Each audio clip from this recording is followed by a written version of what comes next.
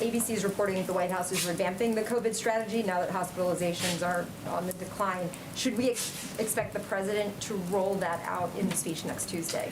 I don't have any preview for you on timeline or format, but the president has been working and engaged with his COVID team for some time now, and we're making strong progress on moving toward a time when COVID is no longer a crisis. The COVID team has been spending a lot of time and energy, including with the president, working with experts inside and outside government, local public health officials and governors, and this work is broader than one piece of guidance. How we look at it is we're preparing to stay ahead of the virus, protecting our most vulnerable, keeping our country open, and that is going to look at everything from the CDC is obviously reviewing mask guidance, but also how we're going to ensure that vaccines, boosters, tests, treatments, and other important components of our medicine cabinet are available to the American people. Go ahead. Thanks, Jen.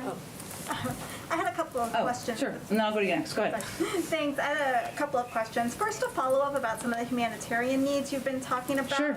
You've talked about how much money and supplies are going to be going, but how are you going to ensure that those supplies get to the Ukraine? Yeah. Is there going to be some sort of airdrop? And would the president consider putting U.S. boots on the ground for humanitarian needs to make sure they get to the people that need them? Well, we do have, fortunately or unfortunately, a fair amount of experience on providing humanitarian assistance in conflict zones, and we typically work, and USAID specifically has a great deal of experience with that, working with trusted third-party entities, obviously the government, which remains in power.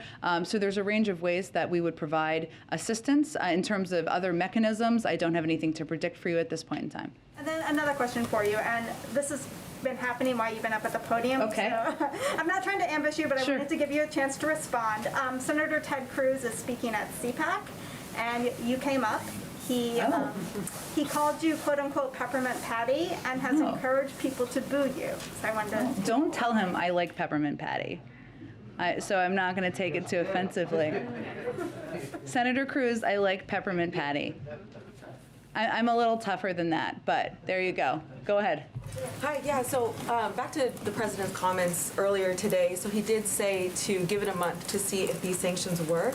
Yeah. However, under Russia's current assault, Ukraine clearly might not have a month or even weeks. So is it fair to say that he is conceding Ukraine to Putin? There's nothing about the president's strategy or approach or leadership in the world, building a coalition of the majority of countries, in the Western world, to stand against the actions of President Putin that suggests that he is ceding anything.